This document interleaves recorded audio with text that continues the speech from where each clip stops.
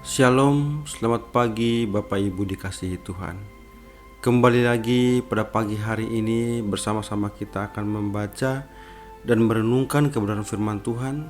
Namun, saya mengajak Bapak Ibu, mari kita berdoa terlebih dahulu. Mari kita berdoa. Terima kasih Bapak yang baik. Kami bersyukur pada pagi hari ini kami bisa bangun tidur dengan sehat. Itu semua karena berkat kasih Tuhan. Terlebih lagi pada pagi hari ini ada kesempatan yang Tuhan berikan bagi kami, yaitu membaca dan merenungkan firman Tuhan. Terima kasih Bapa yang baik. Tuhan, bukalah hati dan pikiran kami supaya firman yang kami baca, kami renungkan, kami dapat melakukannya di dalam kehidupan kami hari lepas hari. Terima kasih Bapa yang baik. Kami sambut firman-Mu pada pagi hari ini penuh dengan ucapan syukur. Haleluya. Amin. Baik Bapak Ibu, tema yang saya berikan pada pagi hari ini untuk kita renungkan bersama, yaitu Allah adalah terang. Allah adalah terang. 1 Yohanes 1 ayat yang ke-6. Jika kita katakan bahwa kita beroleh persekutuan dengan Dia, namun kita hidup di dalam kegelapan, kita berdusta dan kita tidak melakukan kebenaran. Bapak Ibu yang dikasihi Tuhan, terang melambangkan hal yang baik, murni, benar, kudus, dan dapat dipercaya. Kegelapan melambangkan hal yang jahat dan penuh dosa. Pernyataan Allah adalah terang berarti bahwa Allah adalah benar dan kudus secara sempurna, dan bahwa hanya Dia yang sanggup membimbing kita keluar dari kegelapan dosa. Perang juga dikaitkan dengan kebenaran karena terang menyingkapkan apapun yang ada, entah itu baik atau buruk.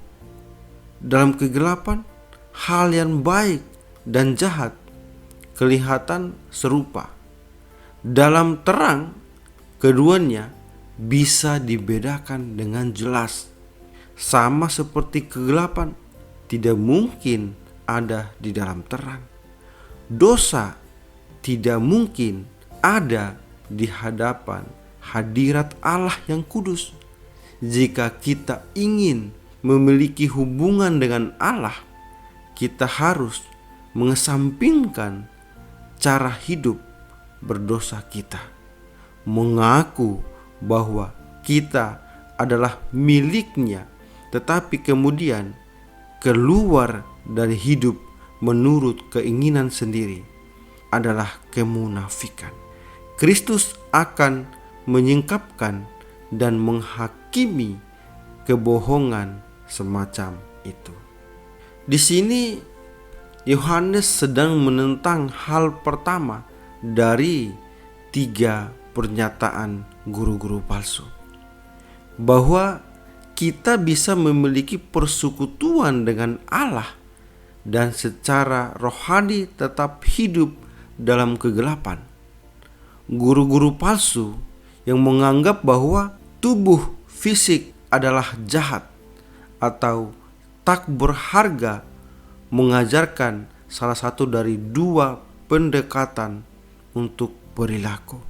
Mereka tekun menolak keinginan jasmania melalui disiplin keras, atau mereka setuju memuaskan setiap nafsu fisik karena bagaimanapun juga tubuh akan dihancurkan. Jelaskan dekatan kedua lebih populer. Di sini Yohanes bermaksud mengatakan bahwa tidak seorang pun bisa mengaku sebagai seorang Kristen dan tetap hidup dalam kejahatan dan kecemaran. Kita tidak mungkin mengasihi Allah dan sementara itu juga mencari dosa.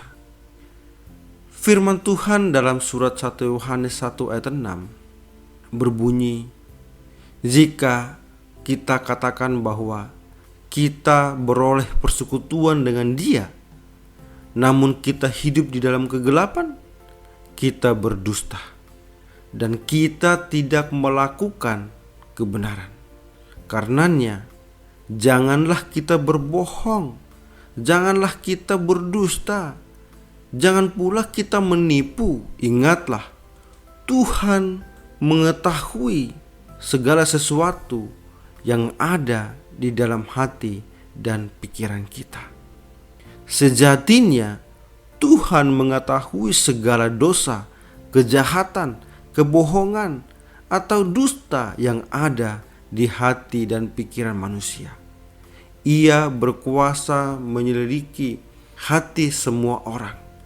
Di hadapan Allah tidak ada satupun dosa, kejahatan, kebohongan, atau dusta yang tersembunyi. Oleh sebab itu, apabila seseorang menyatakan beroleh persekutuan dengan Tuhan, maka hendaklah ia senantiasa menjaga diri, hati-hati dan waspada terhadap setiap godaan dan rayuan hawa nafsu. Hendaklah ia menjaga kehormatan dan kemuliaan, kasih setia dan kasih karunia-Nya. Hendaklah ia rajin berdoa, beribadah, dan mengucap syukur dengan hati yang tulus kepadanya. Hendaklah ia memuji, memuliakan, menyembah, memberi persembahan dan melayani firman-Nya. Hendaklah dia senantiasa melakukan yang baik, lebih baik dan terbaik untuk kemurnian, kekudusan, dan kemuliaan-Nya. Hidup dalam kegelapan artinya hidup di dalam dosa. Dan kesenangan yang amoral, orang semacam itu tidak beroleh persekutuan dengan Dia, yaitu mereka tidak dilahirkan oleh Allah. Mereka yang mempunyai persekutuan dengan Allah mengalami kasih karunia dan hidup kudus di hadapan-Nya. Terlebih lagi taat kepada perintah Tuhan, melakukannya, dan jadilah terang bagi banyak orang. Amin. Mari kita berdoa. Terima kasih Bapa yang baik. Kami bersyukur sekali buat firman Tuhan yang mengajarkan bagi kami pada pagi hari ini, supaya kami hidup jangan bergaul dengan dunia ini, tetapi kami hidup menurut perintah Tuhan, yaitu jauhkanlah daripada kegelapan dan hidup kami menjadi terang bagi banyak orang. Terima kasih Bapa yang baik untuk kebenaran firman Tuhan ini. Sebentar lagi kami akan melanjutkan setiap kegiatan kami, aktivitas kami sepanjang hari ini. Tuhan, bimbing dan pimpinlah kami. Terima kasih Bapa. Seluruh hidup kami, aktivitas kami sepanjang hari ini kami pertaruhkan ke dalam tangan Tuhan. Hanya di dalam nama-Mu Tuhan kami berdoa dan kami bersyukur. Haleluya. Amin.